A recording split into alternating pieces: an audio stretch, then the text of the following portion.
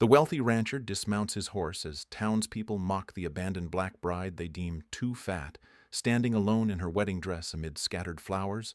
Without hesitation, he steps forward and declares he'll marry her that very day.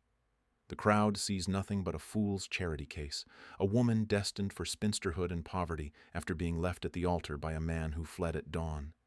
They whisper cruel judgments, expecting her to disappear into obscurity like dust in the wind. But the silent cowboy recognizes something the others cannot, a dignity that commands respect, a strength that defies their assumptions.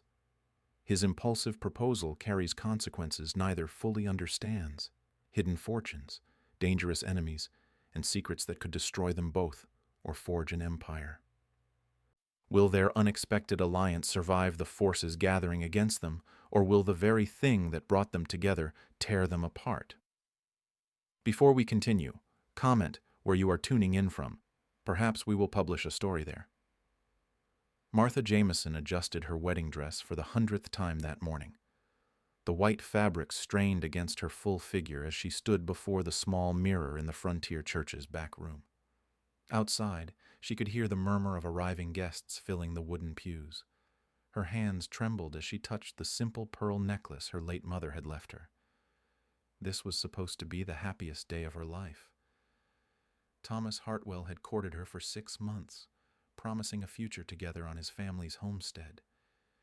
He said he loved her spirit, her intelligence, her kind heart. The church door creaked open. Martha turned, expecting to see Thomas or the preacher. Instead, Mrs. Caldwell, the preacher's wife, stood in the doorway with a peculiar expression. "Martha, dear, there's been some trouble." The words hit like cold water. Martha's stomach dropped as Mrs. Caldwell explained how Thomas had received a telegram at dawn, how he'd packed his belongings and ridden out of town without a word to anyone, how he'd left only a hastily scrawled note about changed circumstances. Martha walked to the church's main door on unsteady legs. The congregation had noticed Thomas's absence. Whispers rippled through the pews like wildfire. She caught fragments of their conversations. Always knew he'd come to his senses. Poor girl. But what did she expect? Someone like her should be grateful for any proposal at all. The words stung worse than a physical blow. Martha had endured these judgments her entire life. Too large, too dark, too bold for a woman in 1870s Montana territory. She'd foolishly believed Thomas was different. Judge Harrison Blackwood sat in the front pew, his calculating eyes fixed on her with an expression she couldn't read. He leaned over to whisper something to his companion, then both men chuckled quietly. Martha lifted her chin. She would not give these people the satisfaction of seeing her crumble. She walked down the center aisle with as much dignity as she could muster. Each step felt like walking through quicksand. "Well, I suppose that's that," someone called out from the back. Laughter followed. "Probably for the best," another voice added. "Some arrangements just aren't suitable." Martha reached the church doors and stepped into the bright Montana sunlight. The dusty main street stretched before her, leading nowhere she wanted to go. She had no family left, no close friends, and now no future husband. The small savings she'd scraped together had gone toward this wedding. Her boarding house room was paid only through the week. More townspeople had gathered outside, drawn by the spectacle. They formed a loose circle around her, their faces showing everything from pity to cruel amusement. Martha stood in the center like an animal on display. "Where will you go now?" Mrs. Patterson asked with false sweetness. Martha had no answer. The weight of her situation crashed down upon her. She was completely alone in a world that had never shown her much kindness. The sound of approaching hoofbeats cut through the murmur of voices. A rider appeared at the end of the street, moving toward them at a steady pace. As he drew closer, Martha recognized Eli Bradford, the wealthy rancher who owned the largest spread in the territory. Bradford was a man of few words and fewer social appearances. He kept to himself mostly, running his vast cattle operation with quiet efficiency. Martha had seen him in town perhaps a dozen times in the past 2 years. He'd always nodded politely when their paths crossed, but they'd never exchanged more than basic pleasantries. He dismounted his horse with fluid grace. His weathered face showed no emotion as he surveyed the scene. The crowd fell silent, uncertain what to expect from the unexpected arrival. Bradford's gaze settled on Martha. She saw something in his eyes she hadn't expected. Not pity, not amusement, but a kind of recognition, as if he understood exactly what she was experiencing. He stepped forward, his boots echoing on the wooden walkway. The crowd parted instinctively. Bradford commanded respect through sheer presence, even when he said nothing. "Miss Jameson." His voice carried clearly in the sudden quiet. Martha found herself unable to speak. She simply nodded. Bradford glanced around at the watching faces, then back to her. "Seems you're in need of a different arrangement." The words hung in the air. Martha wasn't sure she'd heard correctly. "I'm proposing marriage, Miss Jameson. Today, if you're willing." Gasps rippled through the crowd. Someone behind Martha actually laughed out loud. She stared at Bradford, searching his face for any sign of mockery. She found none. "You don't know me," she managed to say. "I know enough." Martha's mind raced. This made no sense. Eli Bradford was one of the most eligible bachelors in the territory. Wealthy, respected, sought after by every unmarried woman for 100 miles. Why would he offer himself to someone the whole town had just watched get abandoned at the altar? But what choice did she have? The alternative was destitution and continued humiliation. "Yes," she said quietly. Then louder, "Yes, I'll marry you." The preacher was summoned back to the church. Within an hour, Martha found herself exchanging vows with a man she barely knew. The same crowd that had mocked her earlier now watched in stunned silence as she became Mrs. Eli Bradford. As they left the church together, Martha caught Judge Blackwood's expression. The amusement had vanished, replaced by something that looked almost like concern. She wondered what that meant, but her new husband was already helping her into his wagon. Her life had just taken a turn she never could have imagined. The Bradford ranch stretched beyond anything Martha had imagined. Rolling hills dotted with cattle extended to the horizon. The main house stood 3 stories tall, built from solid timber and stone. Wraparound porches offered views of the entire valley. Martha climbed down from the wagon, still wearing her wedding dress. Ranch hands paused their work to watch the new Mrs. Bradford arrive. Their faces showed curiosity but no disrespect. Eli commanded that much loyalty from his men. "I've prepared separate quarters," Eli said as they walked toward the house. "This is a marriage of convenience. I want that understood." Martha nodded, though the words stung. She'd gone from one rejection to another arrangement that wasn't quite real. Still, this roof over her head beat the alternatives. The housekeeper, an older Mexican woman named Rosa, showed Martha to her rooms on the 2nd floor. The space was larger than anywhere Martha had ever lived. A 4-poster bed dominated one wall. Windows looked out over the ranch's main operations. "Senor Bradford is good man," Rosa said softly. "He has his reasons for everything." Martha wondered what that meant but didn't ask. She had too many questions already and no clear path to answers. Over the following days, Martha explored her new surroundings. The ranch operated like a small town. Bunkhouses for the cowboys, barns for the horses, workshops for repairs. Eli managed it all with quiet authority. He treated her with distant politeness. They shared meals but little conversation. Martha began to feel like a guest who'd overstayed her welcome.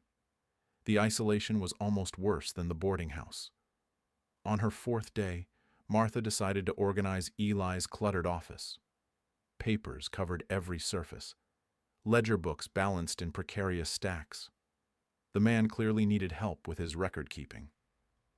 She started with the desk drawers, sorting documents by date and purpose. Most were routine business correspondence. Bills of sale for cattle. Contracts with buyers in Denver and San Francisco. Nothing unusual for a successful rancher. Then she found the legal documents. The first envelope contained papers with her name prominently displayed. Martha's hands shook as she read the contents. Last will and testament of Samuel Jameson. Her father's name. A man she barely remembered from her early childhood. Samuel Jameson had been a Buffalo soldier after the war. He'd served with distinction on the frontier, earning land grants as payment for his military service. But that was only the beginning of his story. Martha read deeper into the documents. Her father had parlayed his initial land grants into a vast real estate empire. Smart investments, strategic purchases, partnerships with other forward-thinking men. By the time of his death 3 years ago, Samuel Jameson owned mineral rights across half of Montana territory. Oil rights. The documents specifically mentioned oil exploration rights on thousands of acres.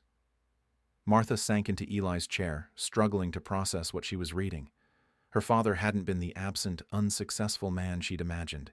He'd been building a fortune he'd left entirely to his daughter. She was rich, not just comfortable, but wealthy beyond anything she'd dared dream. Footsteps on the stairs announced Eli's return. Martha quickly shuffled the papers together, her mind racing. Why hadn't anyone told her about this inheritance? Why had she been living in poverty while owning vast tracts of valuable land? Eli appeared in the office doorway. His expression changed when he saw the documents in Martha's hands. "You found them. You knew." It wasn't a question. Eli sat down across from her. For the first time since their marriage, he looked uncomfortable. "Thomas Hartwell found out about your inheritance 6 months ago. That's why he started courting you." The words hit Martha like physical blows. Her supposed romance had been a calculated scheme from the beginning. "He planned to marry me for the land, then abandon you after claiming legal control of your assets. His telegram that morning warned him I'd discovered his plan." Martha felt sick. Every kind word Thomas had spoken, every gentle touch, every promise of love had been lies. He'd seen her as nothing more than a path to wealth. "Why didn't you tell me immediately?" "I wasn't sure how. You'd just been betrayed by one man." "I didn't want you to think I was another schemer." Martha studied Eli's face. She'd learned to read people through years of navigating social cruelty. His discomfort seemed genuine. His explanation made sense. "So you married me to protect my inheritance?" "Partly. But I also couldn't stand watching those people mock you. You deserved better." Martha looked back at the documents. Thousands of acres. Mineral rights worth potential millions. Her father had built an empire and left it all to her. "I don't understand any of this business." "You'll learn. You're smarter than most people give you credit for." The comment surprised her. Most people never bothered to notice her intelligence. "Will you teach me?" "If you want to learn." Martha stood and walked to the window. The vast ranch spread below her. But now she understood it was dwarfed by her own holdings. Her life had transformed overnight from abandonment to enormous wealth and power. But with that power came danger. If Thomas Hartwell had schemed to steal her inheritance, others might try the same. Judge Blackwood's calculating expression at the wedding made more sense now. She turned back to Eli. Her husband of convenience had just become her most valuable ally. "When do we start?" Martha traded her wedding dress for practical work clothes the next morning. The transformation felt symbolic. Rosa found her a split riding skirt and sturdy boots. No more restrictive corsets or delicate fabrics. Eli started her education at dawn. They rode the boundaries of both his ranch and her inherited lands. The scope overwhelmed her. Her father's holdings stretched across 3 valleys and into the foothills beyond. Oil seepage here. Eli pointed to dark stains on rocky outcroppings. Geologists say there's more underground. Lots more. Martha studied the landscape with new eyes. What had seemed like empty wilderness now represented tremendous potential wealth. Her father had chosen his investments wisely. They visited her other properties throughout the week, a lumber operation in the mountains, grazing rights along 2 major rivers, a small town built on land she owned.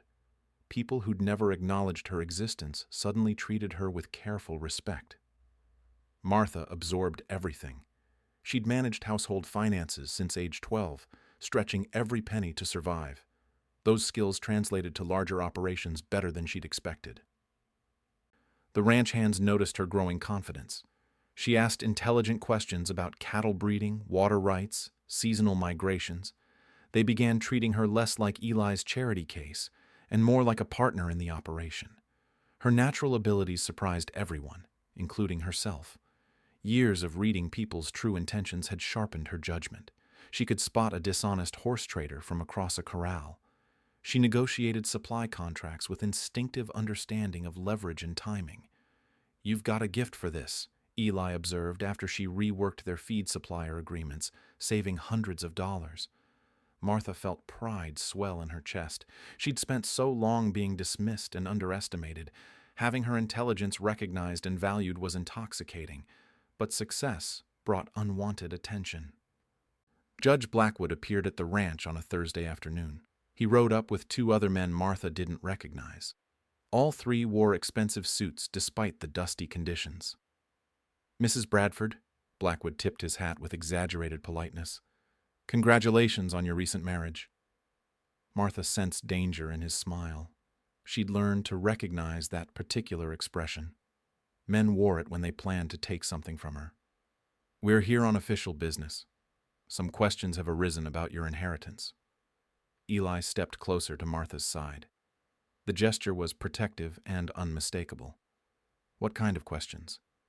"Legal technicalities, property transfers, whether certain documents were properly filed." Blackwood's words sounded reasonable, but Martha caught the threat underneath. He was looking for ways to challenge her ownership. "My lawyers filed everything correctly." Perhaps. But territorial law is complex, especially regarding property rights for, shall we say, unusual situations. The pause before unusual situations carried clear meaning. Martha's race and gender made her vulnerable to legal challenges other landowners wouldn't face. After Blackwood left, Eli's demeanor changed. He checked locks on the outbuildings. He stationed extra men on night patrol. He sent telegrams to contacts in Denver and San Francisco. "He's building a case against you," Eli explained, "looking for any technicality to invalidate your claims." Martha wasn't surprised. She'd expected this fight from the moment she'd discovered her wealth. Powerful men rarely allowed outsiders to keep substantial assets without a battle. The harassment started small. Fences cut on her grazing lands, water troughs mysteriously poisoned.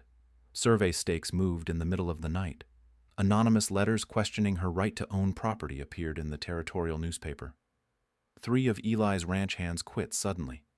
They claimed family emergencies, but Martha noticed they all left after receiving visits from strangers in town. "They're being intimidated," Eli said grimly. Martha felt anger building inside her. The same forces that had mocked her at the church were now trying to steal her inheritance. They couldn't accept that someone they considered beneath them had achieved wealth and status. But Martha had spent her life fighting such attitudes. She knew how to endure. More importantly, she knew how to fight back. She began her own investigation. Late nights in Eli's office, poring over legal documents and territorial records. She wrote letters to lawyers in distant cities, seeking advice from men who didn't know her race or appearance. Her research revealed disturbing patterns. Other minority landowners had faced similar challenges. Properties mysteriously transferred to white ownership after questionable court proceedings. Mineral rights sold for fractions of their value to resolve manufactured legal disputes. Blackwood's name appeared in many of these cases.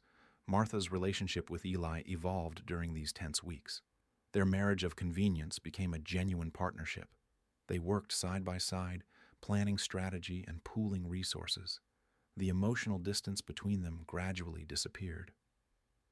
She caught him watching her sometimes with an expression that had nothing to do with business arrangements. When their hands brushed passing documents, neither pulled away immediately. The separate sleeping quarters seemed increasingly unnecessary. But romance had to wait. Martha's enemies were growing bolder. A fire damaged one of her lumber operations. Cattle rustlers hit her herds twice in 1 week. Legal challenges multiplied, each requiring expensive responses from attorneys. The pressure was designed to drain her resources and resolve, force her to sell out cheaply rather than fight endless court battles. Martha refused to bend. She used her growing network of allies to gather intelligence. Other ranchers who respected Eli shared information about suspicious activities. Honest businessmen reported attempts to organize boycotts against her operations. A larger conspiracy was taking shape. Blackwood wasn't acting alone. Martha sat in the office one evening, surrounded by maps and legal documents. Eli worked beside her, comparing suspicious land transfers with court records. "There's a pattern here," Martha said. "Someone's been systematically stealing property from people who can't fight back effectively. And now they want yours." Martha studied the evidence spread before them. Her inheritance wasn't just about personal wealth anymore. It represented justice for all the victims who'd been robbed through corruption and prejudice. She was done being defensive. It was time to go on the attack. Blackwood's legal assault intensified with Winter's arrival. Court orders froze Martha's bank accounts pending resolution of ownership disputes. Her cattle operations ground to a halt without funds for feed and supplies. Workers left when paychecks stopped coming. Martha watched her empire crumble from the ranch office. Legal fees devoured her remaining accessible cash.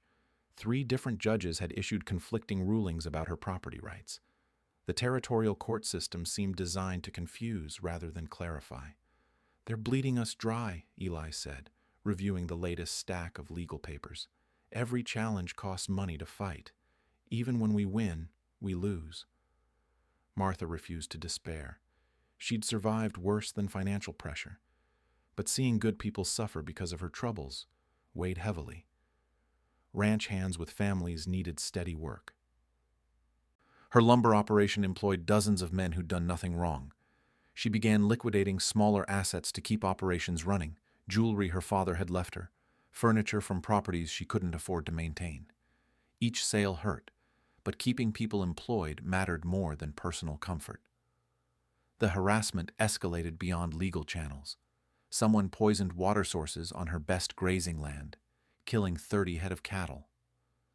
Mysterious fires struck her hay stores twice in 1 week. Survey markers disappeared overnight, creating boundary disputes that required expensive resolution.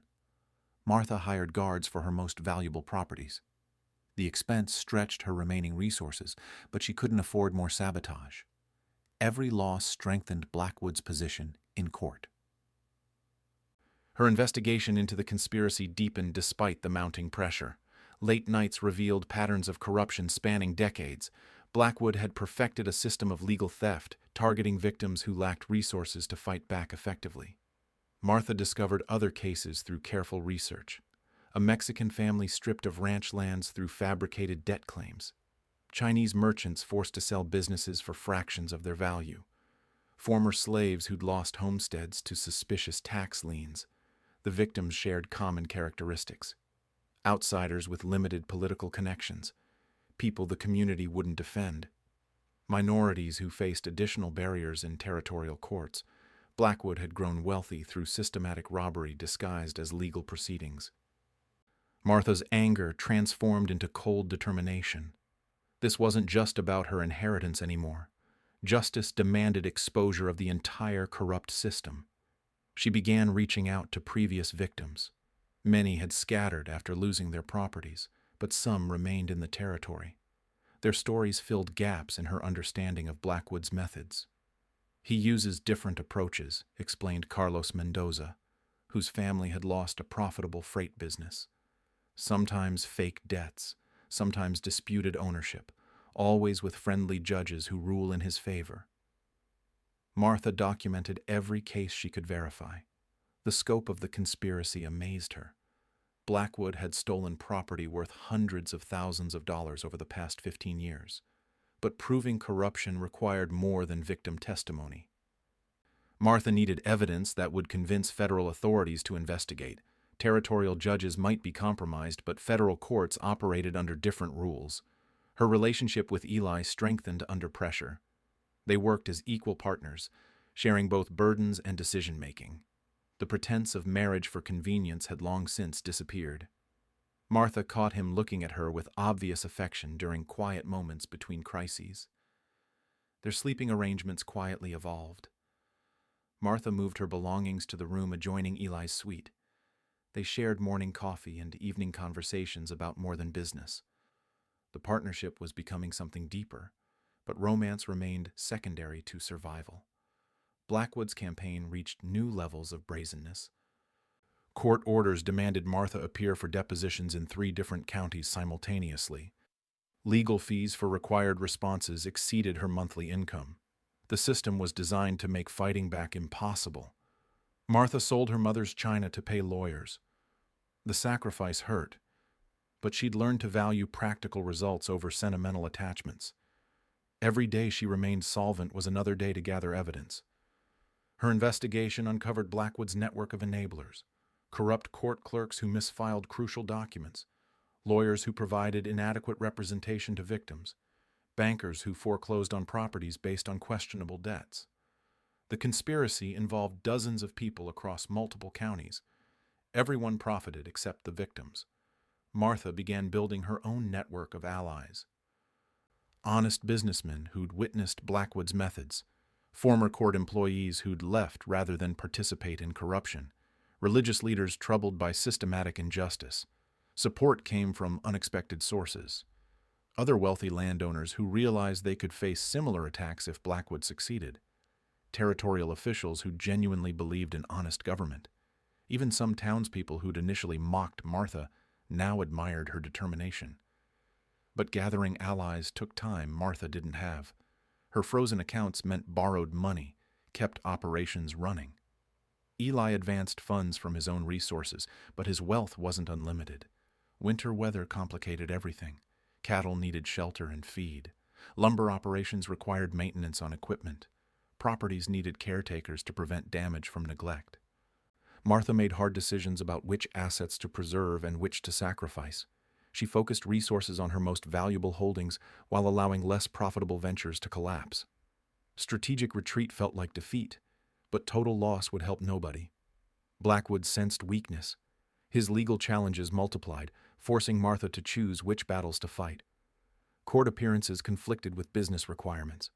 Every day brought new crises requiring immediate attention. The stress showed in Martha's appearance. She'd lost weight from irregular meals and sleepless nights. Gray streaks appeared in her dark hair. But her resolve never wavered. She was building a case that would expose the entire conspiracy. The evidence was almost complete. Soon she'd have enough proof to demand federal intervention. Martha stood at her office window, watching snow fall across the vast holdings she was fighting to keep. Tomorrow would bring new challenges, new legal papers, new attempts to break her spirit. But she'd survived abandonment, humiliation, and systematic persecution. She wouldn't surrender now. Martha's breakthrough came from an unexpected source. A dying court clerk named Benjamin Hayes contacted her through an intermediary. Tuberculosis had given him a conscience, along with a death sentence. Hayes possessed documents that would destroy Blackwood's empire: forged property transfers, bribed court orders, financial records showing payoffs to judges and officials. 20 years of evidence meticulously preserved by a man who'd grown tired of being complicit in theft. "I kept copies of everything," Hayes whispered during their secret meeting in an abandoned church. "Insurance in case Blackwood ever turned on me." Martha studied the papers by lamplight. The evidence was damning and comprehensive. Blackwood hadn't just stolen her inheritance. He'd been systematically robbing minorities and vulnerable families for decades. But the documents revealed something more shocking. Her father's name appeared throughout the older files. Samuel Jameson had owned even more land than Martha realized. Blackwood had been stealing from him for years before his death, using forged documents to claim portions of his holdings. Martha's true inheritance was massive. Nearly half the territory belonged to her family through legitimate purchases and military land grants. Her father had been one of the wealthiest men in Montana before Blackwood's systematic theft began. The revelation staggered her. She wasn't just fighting to keep what she had. She was fighting to reclaim an empire that had been stolen piece by piece. Hayes coughed blood into his handkerchief. His time was running out. "There's more you need to know about your husband." Martha's stomach dropped. She'd begun to trust Eli completely. The thought of another betrayal felt unbearable. "Blackwood sold your father's eastern grazing lands to Eli's family 12 years ago. Eli didn't know they were stolen at the time, but he found out 6 months before your wedding. The words hit Martha like physical blows. Eli's ranch was built on land stolen from her father. Everything she'd come to love about their partnership was founded on theft. He married you knowing this? He married you because of it. Guilt, maybe. Or maybe he planned to give the land back eventually. Martha felt betrayed and confused. Eli had seemed genuinely protective, genuinely caring. But he'd been living on stolen property while she struggled in poverty. He'd known her true circumstances while she remained ignorant. Hayes died 2 days later, but not before signing an affidavit authenticating his evidence. Martha now possessed proof that would expose the entire conspiracy and restore her rightful inheritance. She confronted Eli that evening in their shared office. The documents spread across his desk like accusations. "You knew my father's land had been stolen." Eli's face went pale. He'd clearly been dreading this conversation. "I found out 6 months ago. I hired investigators to trace the property's history when I started hearing rumors about irregularities. And you said nothing. I didn't know how. You'd just been abandoned by one man who deceived you.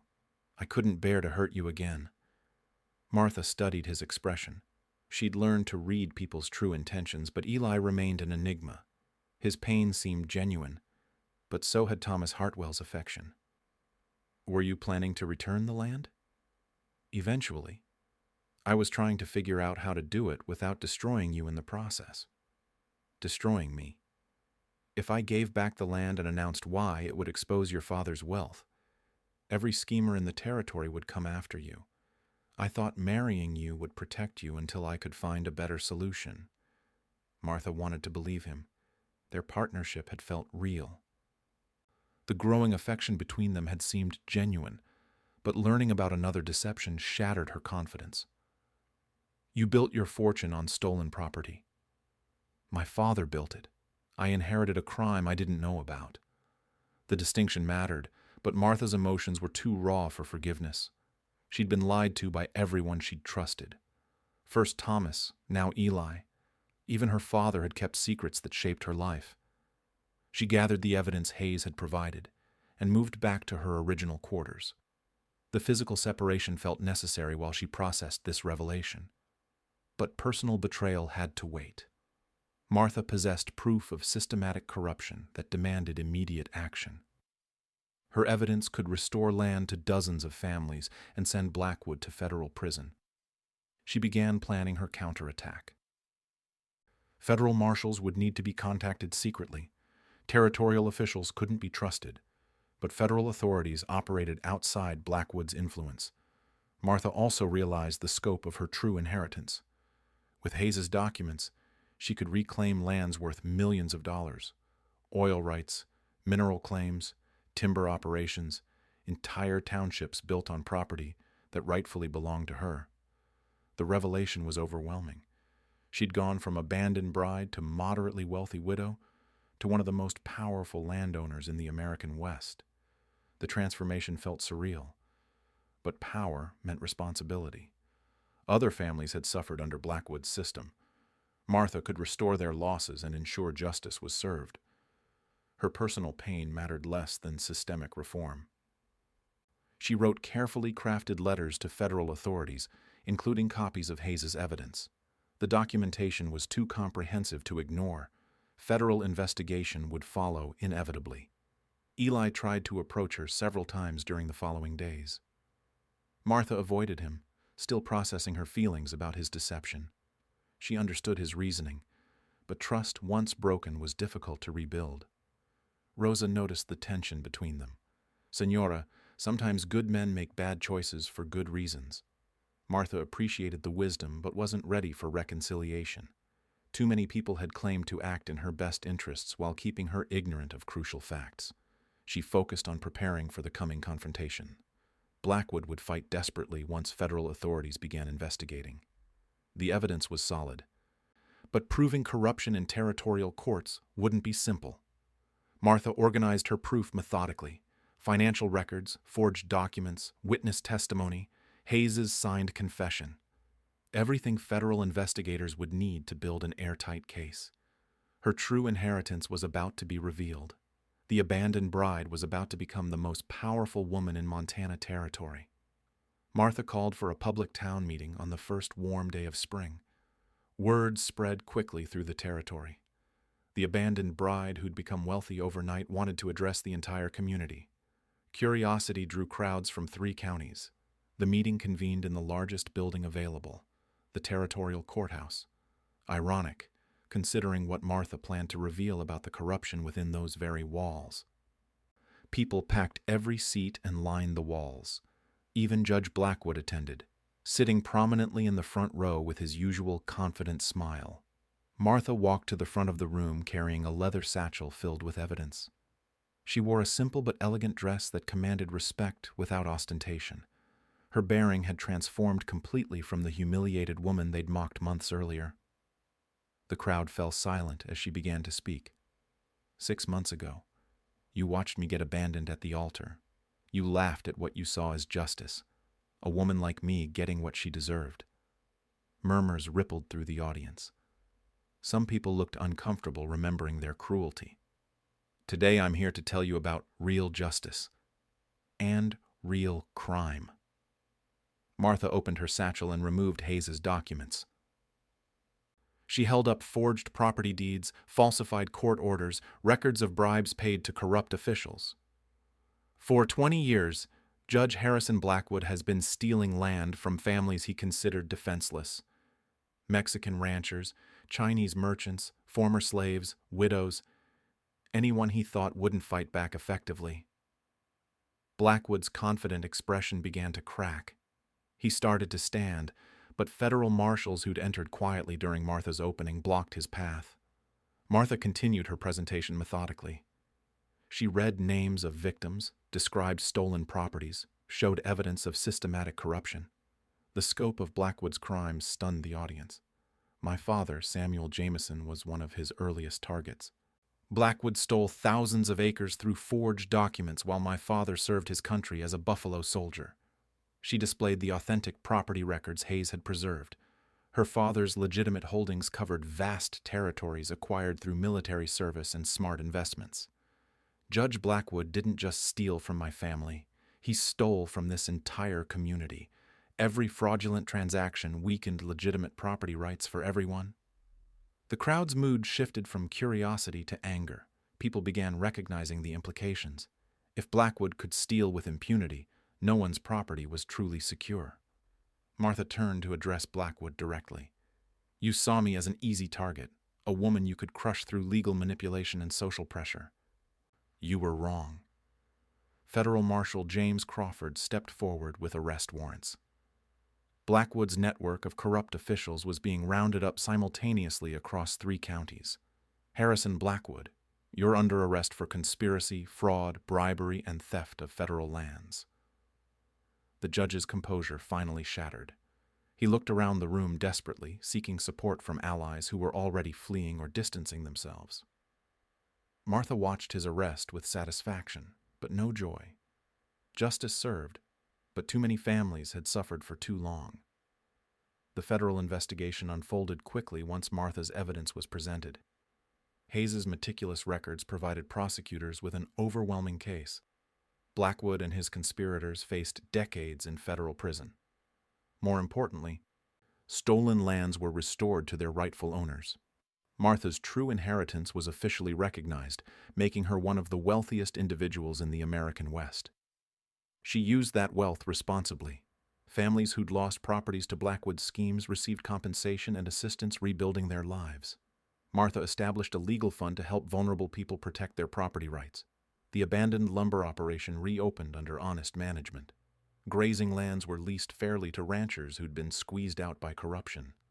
Martha created opportunities where none had existed before. Her relationship with Eli required more time to heal. She understood his reasoning for keeping secrets, but trust needed rebuilding. They worked together professionally while navigating personal reconciliation carefully. I should have told you everything immediately, Eli admitted during one of their evening conversations. You should have, but I understand why you didn't. Can you forgive me? Martha considered the question seriously. Eli had acted to protect her, even if his methods were flawed. His guilt about inheriting stolen land had motivated marriage, but his feelings had become genuine. I can forgive you, but this has to be a real partnership.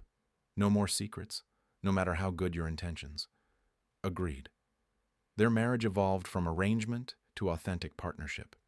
Eli formally transferred his ranch back to Martha, though she immediately gave him equal ownership as her chosen partner. They rebuilt their relationship on honesty and mutual respect. Martha transformed the territory through her influence and resources. Schools were established for children regardless of background. Fair lending practices replaced exploitative systems. Former slaves and other minorities found opportunities previously denied to them. 1 year after her public humiliation, Martha addressed another town gathering. This time she spoke as the most respected leader in the territory. The same people who'd mocked her now sought her advice and support. This community failed me when I needed help, but it also gave me the chance to discover my own strength. I choose to remember the lesson, not the pain. Martha looked out at faces that showed respect instead of scorn. Children who would grow up with opportunities their parents never had. Families working land they actually owned instead of renting from corrupt landlords. The abandoned bride had become a beacon of justice and progress. Her dignity under pressure had rewritten everyone's assumptions about worth and power. The woman they'd dismissed as too fat, too dark, too different had transformed their entire world for the better. Martha took Eli's hand as they left the meeting together. Partners in every sense, building a future neither could have imagined when they first met at her lowest moment. Sometimes the greatest victories came from the deepest defeats, if you had the courage to keep fighting.